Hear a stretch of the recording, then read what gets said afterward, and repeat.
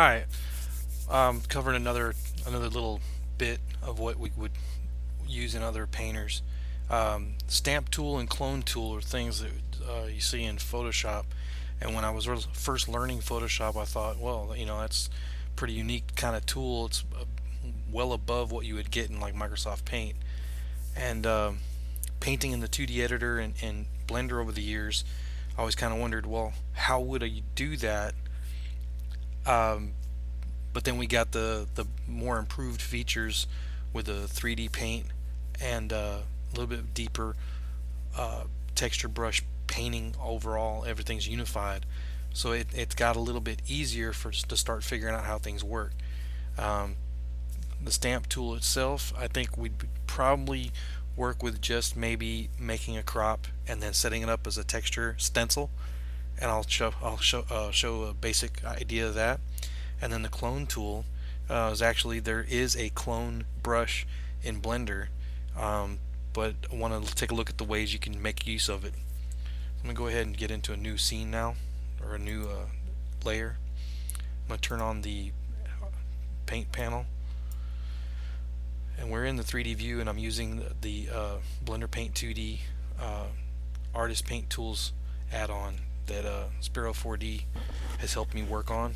Um, we're getting closer and closer to putting it out there for everybody to use, but for right now, if you want to go to my GitHub, I'll put the link in there for that, for the safe, easy version that's still got a lot of bugs in it.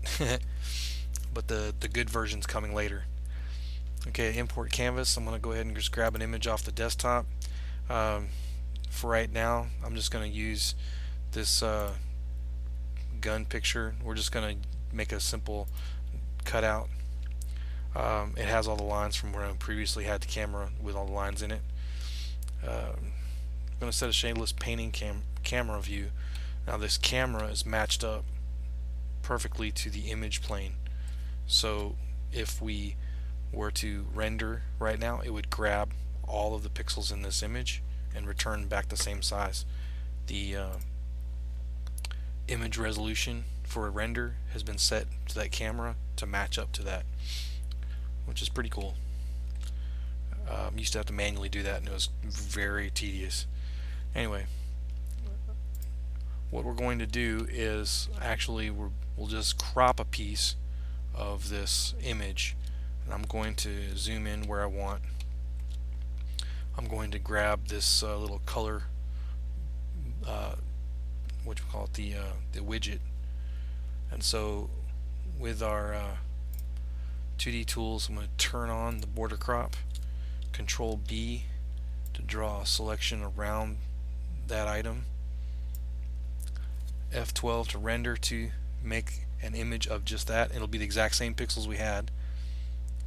Image, save as image, and then desktop I'm going to put cutout .png, escape, and I'm going to Control Alt B to get rid of the selection. Okay, and you would kind of figure, well, how are we going to use that? What we're going to do is set up it here on the textures tab.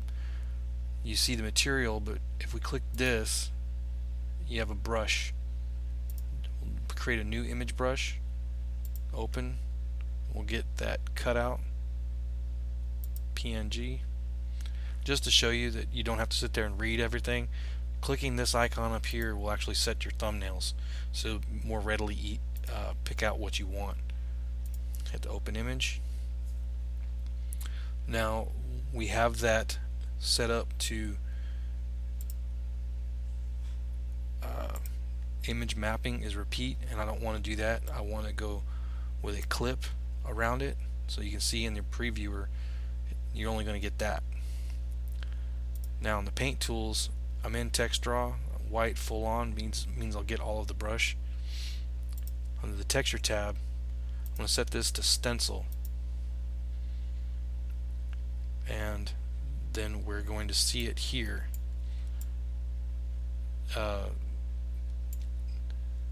Reset transform. I'm going to click image aspect to get it to make sure it goes exactly the way the image was.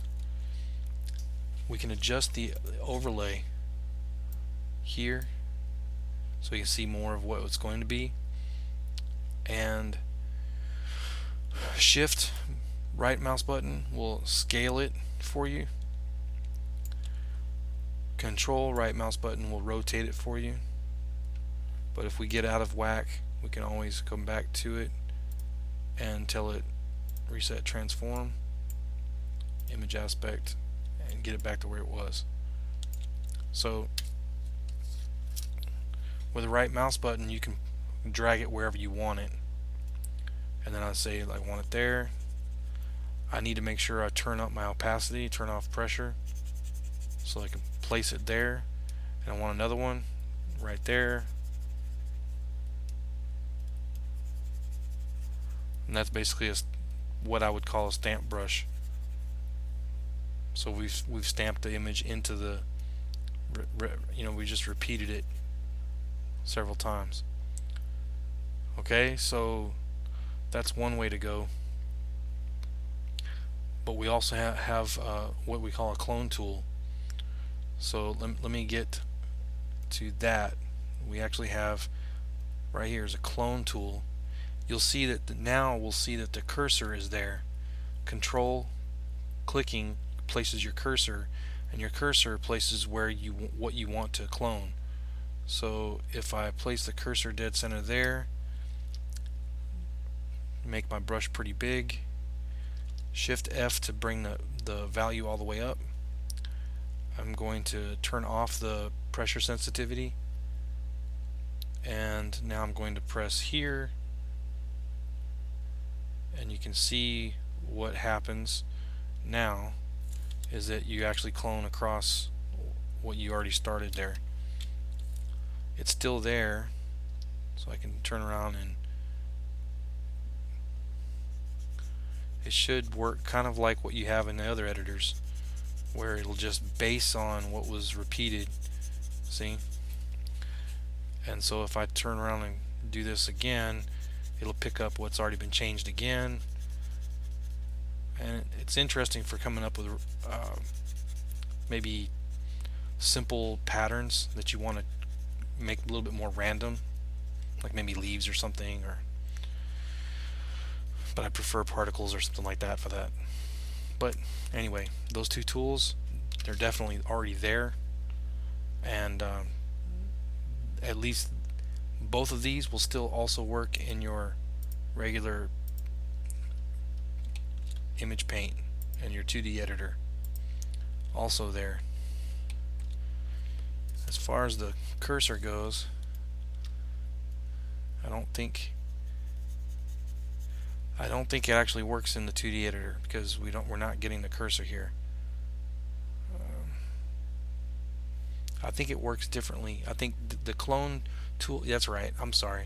The clone tool from here actually works from an image. So I can bring in another image, say canvas menu,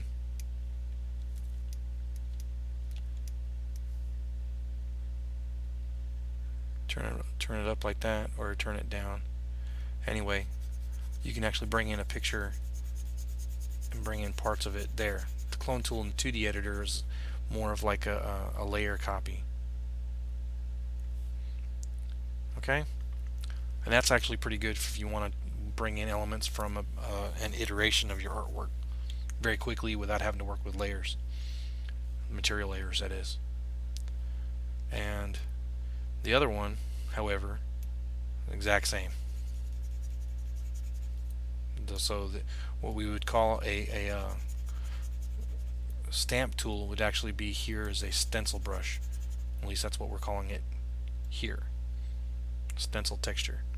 Alright, questions, comments, please feel free to ask me anything. I can try to look into anything that we've got possible. Alright, thanks a lot.